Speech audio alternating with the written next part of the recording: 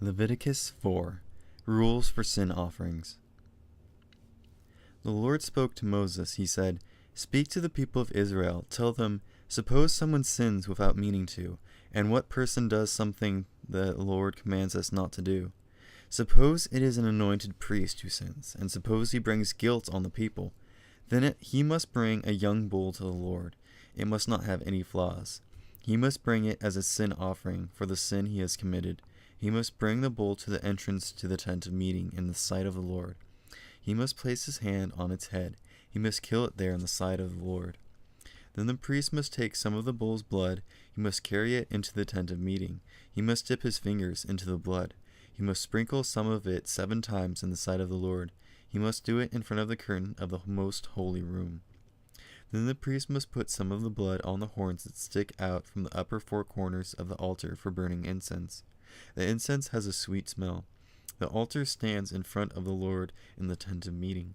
The priest must pour out the rest of the bull's blood at the bottom of the altar for burnt offerings. That altar stands at the entrance to the tent. He must remove all the fat from the bull for the sin offering. It includes the fat that covers the inside parts or is connected to them. It includes both kidneys with the fat on them next to the lower back muscles. It also includes the covering of the liver. He must remove it all together with the kidneys. He must remove it in the same way the fat is removed from an ox that is sacrificed as a friendship offering. Then the priest must burn all of it on the altar for burnt offerings. But the bull's hide must be taken away. So must all of its meat. So must its head and legs, and so must its inside parts and guts. In other words, all of the rest of the bull must be taken away.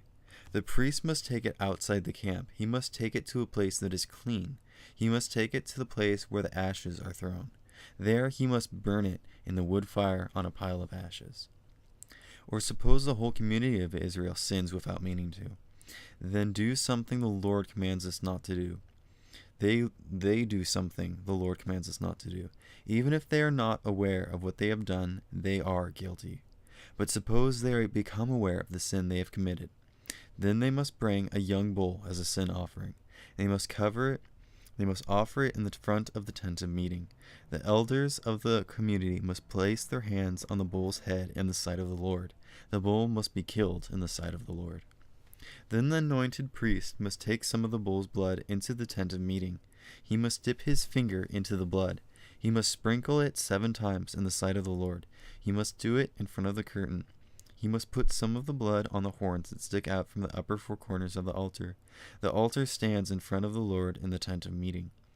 The priest must pour out the rest of the blood at the bottom of the altar for burnt offerings. That altar stands at the entrance to the tent. He must remove all of the fat from the bull. He must burn it on the altar. He must do the same thing with the bull as he did with the bull for the sin offering. When he does, he will pay for the sin of the people, and they will be forgiven.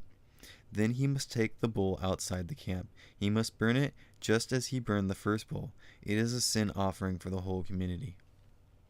Or suppose a leader sins without meaning to. If he disobeys any of the commands of the Lord his God, he is guilty. But suppose he is made aware of the sin he has committed. Then he must bring an offering. It must be a male goat. It must not have any flaws. He must place his hand on the goat's head. He must kill it. He must do it in the place where the animals for burnt offerings are killed in the sight of the Lord. His offering is a sin offering. Then the priest must dip his finger into some of the blood of the sin offering. He must put it on the horns that stick out from the upper 4 corners of the altar for burnt offerings. He must pour out the rest of the blood at the bottom of the altar. He must burn all of the fat on the altar. He must burn it in the same way he burned the fat of the friendship offering. When he does, he will pay for the sin of the leader, and the leader will be forgiven. Or suppose someone in the community sins without meaning to. If he disobeys any of the Lord's commands, he is guilty. But suppose he is made aware of the sin he has committed, then he must bring an offering for the sin he has committed. It must be a female goat. It must not have any flaws. He must place his hand on the head of the animal for the sin offering. It must be killed at the place where the animals for burnt offerings are killed. Then the priest must dip his fingers into some of the blood. He must put it on the horns that stick out from the upper four corners of the altar for burnt offerings.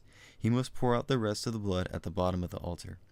He must remove all the fat in the same way the fat is removed from the friendship offering. He must burn it on the altar. It gives a smell that is pleasant to the Lord. When the priest burns the offering, he will pay for the sin of that person, and he will be forgiven. Suppose he brings a lamb as his sin offering, then he must bring a female animal, and it must not have any flaws. He must place his hand on its head. He must kill it as a sin offering.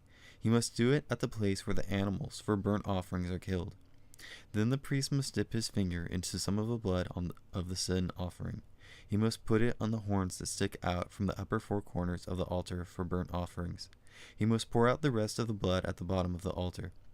He must remove all the fat in the same way the fat is removed from the lamb for the friendship offering. He must burn it on the altar on top of the offerings that are made to the Lord with fire. When he does, he will pay for the sin that person has committed, and he will be forgiven.